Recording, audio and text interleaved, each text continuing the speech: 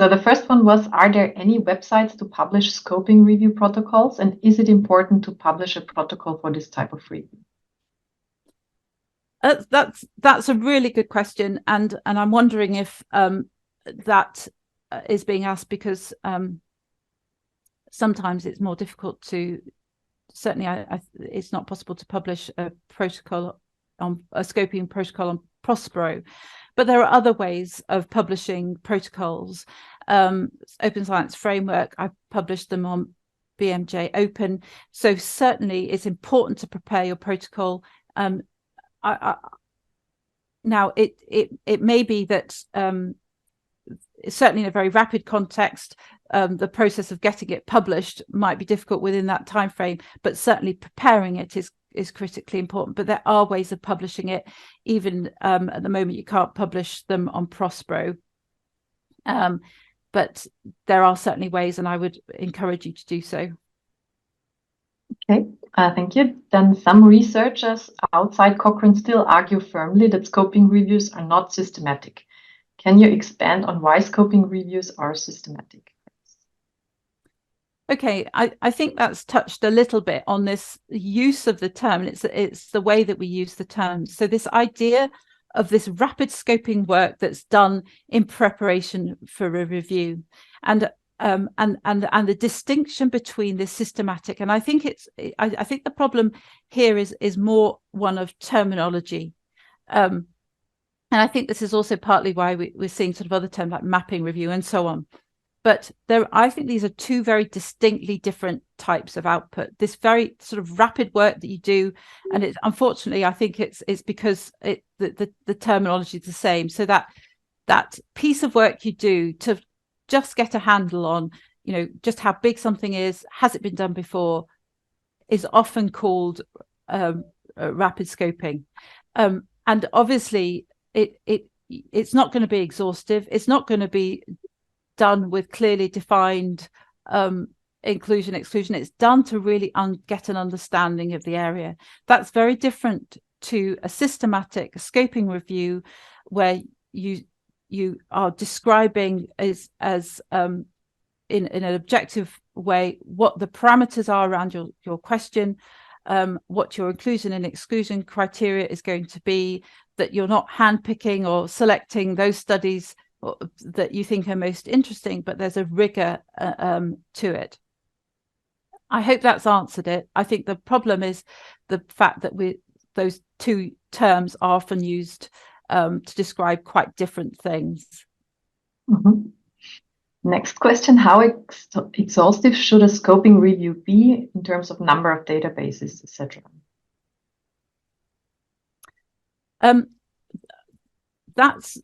That's one of those decisions that you make in the process of preparing a protocol. It's one that you would do it depends a little bit on the topic and which databases you look at. And I think, in fact, I would probably refer them to look at the paper that's been written on searching, because that's addressed in this methodological series on searching, and a lot of that would apply. I don't think there is a kind of minimum number. I think with the evidence gap map, we did look at intergenerational interventions. That was extremely exhaustive. That was about 9 databases. I'm working on another one at the moment. We're only using 1. So I think it can be extremely variable. Will depend on the review and the resources available, and it will be one of those collaborative decisions, but certainly something that needs to be thought about and well documented. But I would refer you back to the searching paper in this methodological series just to get more information on that. Mm-hmm. Then I wondered whether Fiona could provide her thoughts on rapid review versus targeted literature review terminology, whether these should be considered a distinct outputs with distinct methodologies, one systematic, one not, or whether these are just different terms for the same type of review.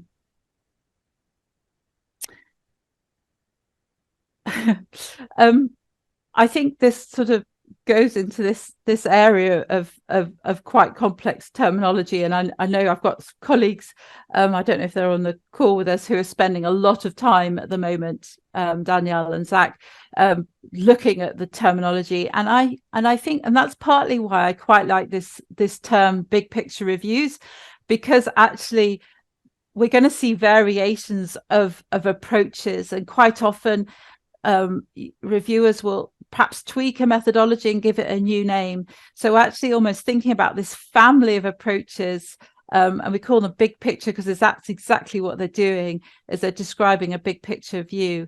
And so I think I probably would put it under that, within that category. And it's very difficult sometimes to look when even if you're looking at sort of the sources that these approaches, they'll be referencing similar guidance sources, but they've used a different name. So I just think it reflects the different terminology, and perhaps at times confusing terminology.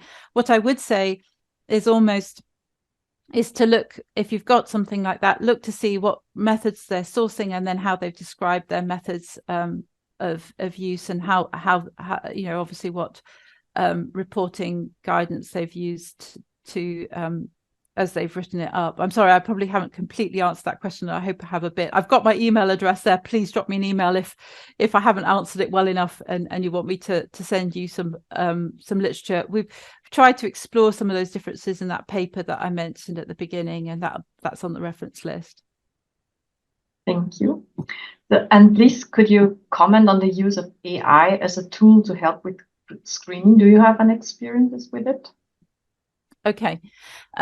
I've got some good references on AI. Now, I have to say that I haven't used AI in screening, but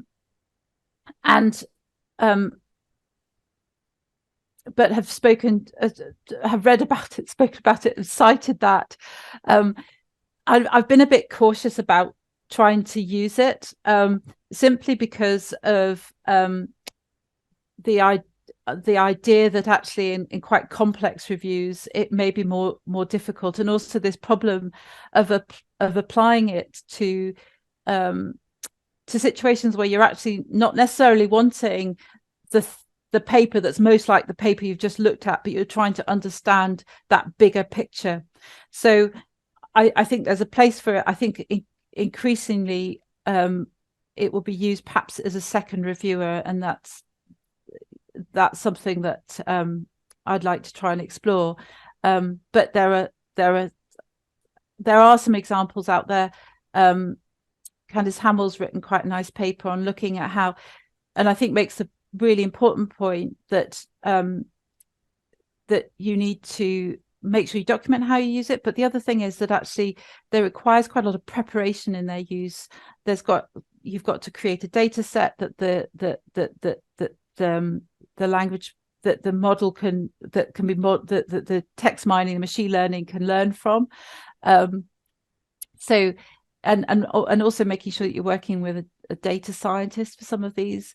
So I think we're going to see this area moving very quickly,